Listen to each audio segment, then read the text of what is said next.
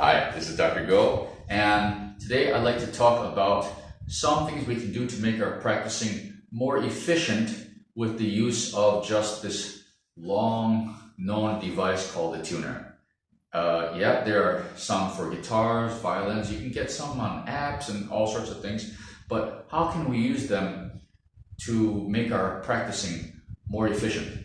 Okay, so, well, there are a few things we can do, and I'm just going to touch on a few that seem to really help myself and my students, colleagues, and such. So, and again, before I get started on this, if there's anything that I'm saying on this video that is contrary to what your teacher is telling you, please ignore me, listen to your teacher, okay? But that being said, here are some things that seem to help a lot of us, okay? Now, there's a thing called a tuner on a lot of these apps, yeah? The ones that seem to work the best are the ones with that little needle that shows you how far off you are from the pitch, and then like Sound Corset will actually tell you how many cents off you are, okay? Now, the thing that you have to understand about these, yeah, they're great sensitive tools, but they have their pros and cons. Con is that they are all with tempered intonation, not perfect intonation. Tempered being like the same type of intonation you find on a piano, okay? Every semitone or half step is identical. Every whole step or whole tone is identical, okay? What does that mean? Well, strings tend to sound better with perfect intonation. That means not all the semitones are identical, not all the whole tones are identical, okay? So if you have a perfectly tuned violin to just intonation or perfect intonation, there are two names for this, you know, basically the same thing, and you play it into a tuner, yeah, the A will be dead set because you set it already, but then if you play the A and D together, the tuner will show you that your D is flat, okay? Because in perfect intonation, yeah, it really gets a perfect fifth, yeah? But with tempered intonation, it's gonna, you know, it's a little bit different, yeah? So these are some things that you have to look out for, tempered versus perfect intonation. Now, that being said, there are some things that we can use from the tuner that makes our practicing much more efficient. For example, okay, a lot of young players have problems when they're learning how to tune, and when they're tuning their violin, they start squeezing the bow. So you hear, and they go,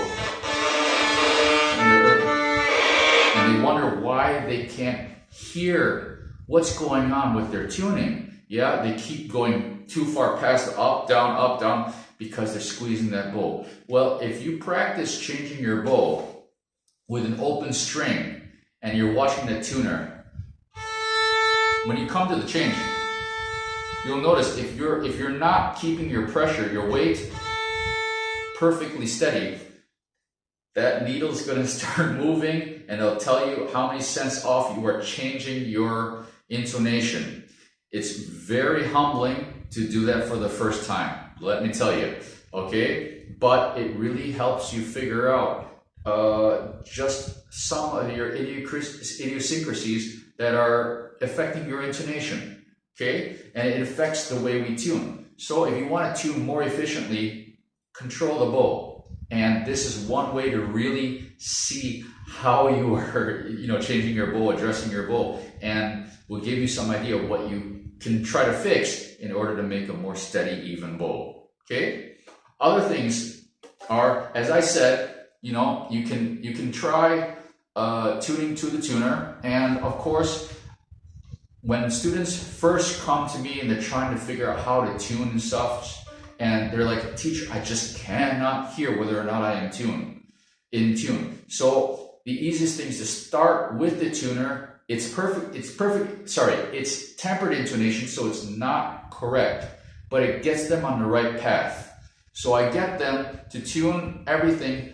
First the A exactly with the tuner, of course, the A and the D together, okay? And what happens is that at first they're going to be like, teacher, it says I'm exactly right. And I'll say, yes, you got it. The app shows you're exactly right, but you have to realize that it's actually a bit wrong, but it's a starting point because you start to train their ears. Once their ears get more trained, you can start to teach them perfect intonation. Okay, you let them hear it's just a little bit flat. At first, a lot of them do not have that sensitivity. They won't understand, at all what is in tune, out of tune. But once they get, to be more analytically listening, it comes a lot faster. Okay, so refresh. Yeah, we can really pay attention to how we are doing on the bow. We can pay attention to how we're tuning our strings from these. And one other thing that I wanted to touch on that, it's really helped a lot is in double stops, when we're doing octaves and things like that, third, sixth, okay? But the easiest one is octaves. My goodness gracious. A lot of people, they don't realize how much they squeeze the bow when they're playing double stops, okay? If you sit there and you look at the tuner, as you are playing an octave, let's say, and just going from the tip to the frog and the frog to the tip, okay, and you look at that tuner, look at how that needle is moving. It's very humbling, okay? And then add vibrato, okay?